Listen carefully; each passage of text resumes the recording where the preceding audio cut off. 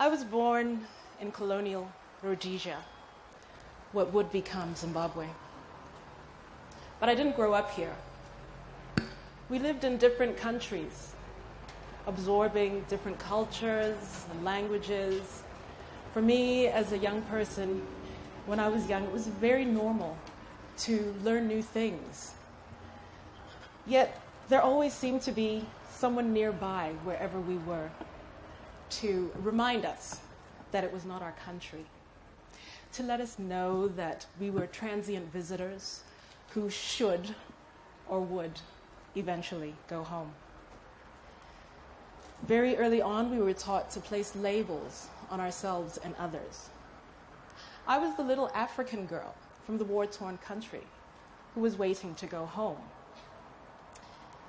These labels allowed people around me to create social orders and power dichotomies that worked to define me. I was being defined not for who I was, but for what I represented. It was when we were living in Tokyo that I truly began to feel my otherness. It was 1980s, and the average Japanese person didn't really know or wasn't really familiar with Africa, let alone people of African descent. We would walk down the crowded roads of Tokyo, and people would scatter, disperse. Maybe it wasn't exactly a bad thing because it was so crowded and we had lots of space to walk. Nonetheless, I was very young. And for a young person like myself, those moments filled me with fear and self-doubt. Why were people running away from me? Why were children grabbing onto their mother's hands and pointing and asking, "What is that?" I was ashamed to be something of an oddity and felt the need to hide myself. I started to question my difference and see it as something negative. The only images of Africans that I would see on TV were of cartoonish, cannibalistic black people wearing loincloths who lived in trees and had pet lions. I knew this wasn't my reality. Yet because I was young, I did question if maybe it was. I wanted my reality to be like everyone else's. I didn't want to stand out. But then things drastically changed when I was 9, and Michael Jackson released Thriller. Suddenly it was okay to be black. I would walk into stores and people would always ask me the same question: "Do you know him?" And my answer would always be the same: "Yes. He's my brother."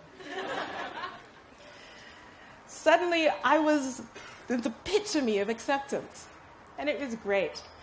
Images of black people began to change on screen, and I realized the power of telling a different story and creating a multiplicity of images that better represent the diversity of who we are. I didn't want to submit to the definitions of who we are and the definitions that people were giving me. I didn't want to continue allowing my identity to be defined for me. I didn't want to continue being a party to the loss of my own voice. I didn't want to be a party to my own disempowerment. Notions of similarity and difference are fundamental to the way in which we realize our identity and our social belonging. Our social identities reflect the way we internalize established social categories within our societies, like race, gender, class. The social categories shape our ideas about who we think we are and how we want to be seen by others and how others see us.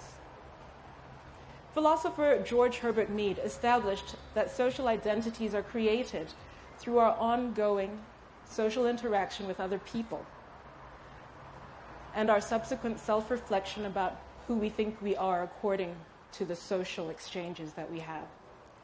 His work shows that identities are produced through agreement, disagreement, negotiation with other people, and we adjust our behavior based on our interactions and our self-reflection about these interactions.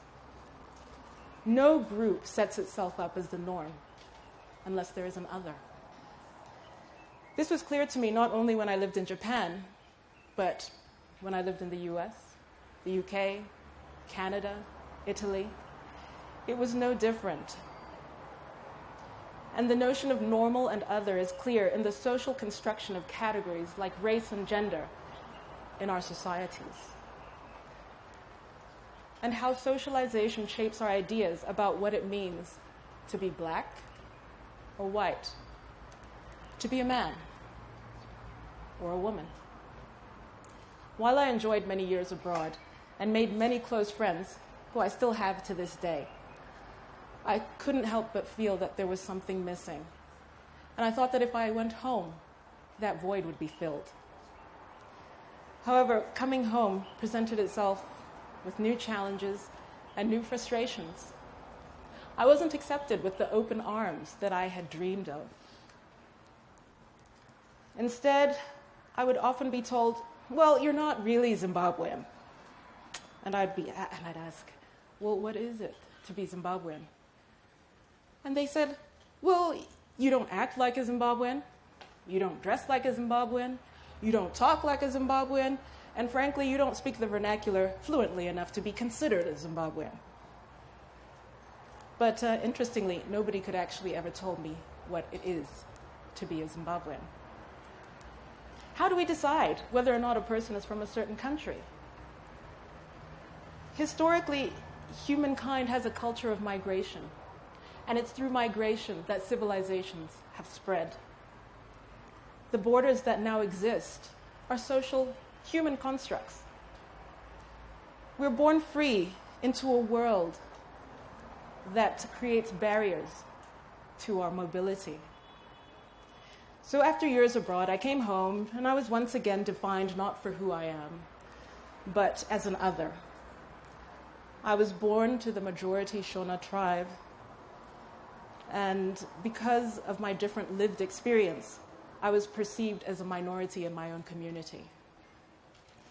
It's often the fear of the unknown that causes people to separate the norm from the other. Our culture espouses the notion of Unu, or Ubuntu, which is compassion or human kindness. And I feel that we're losing that as a people. We're not celebrating our differences enough. And that, I think, is our biggest downfall. We need to reconnect with the concept of Ubuntu, because it's not limited by borders or assumptions. During my youth, I spent hours writing and drawing the world that I wanted to see. It had provided me with the escape that I needed. I would make my friends act out all of my plays of what the world could be, because we wanted to debunk the negativity of what it is to be associated as the other. If we could dream it and visualize it, then it could be a reality.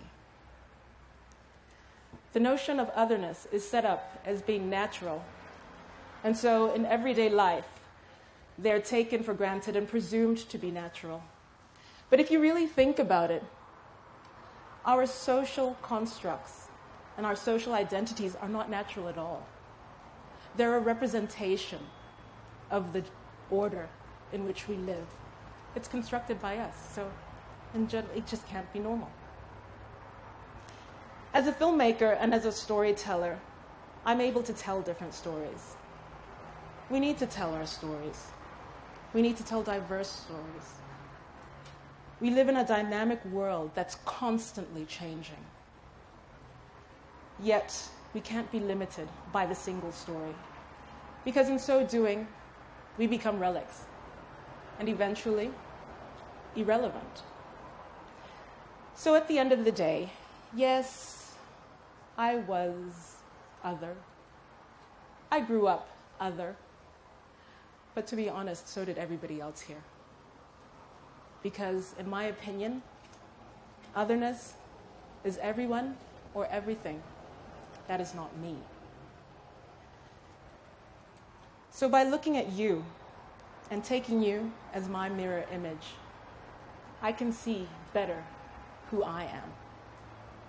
And in seeing that reflection, I see myself better not because we are the same, because we are different. And that is a beautiful thing. Thank you.